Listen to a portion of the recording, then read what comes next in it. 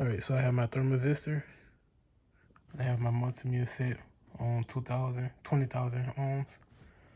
So now we want to check how it works, check the function for thermistor with the multimeter.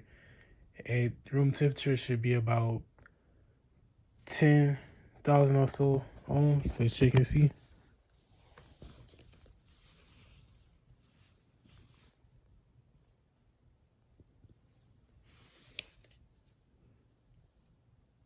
So this is about 9,000 ohms. So now I'm gonna add heat source, which I'm gonna put them between my fingers for a little minute until it heats up. So by heating up, it should drop the ohms. With it heating up, it's dropping to about 6.13 thousand ohms. And I'm at a cold source, have a cool bottle of water. It should increase.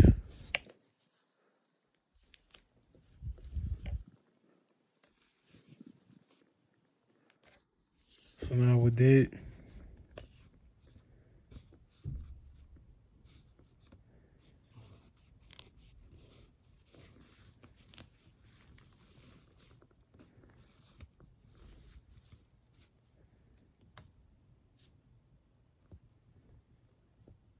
is it to eat?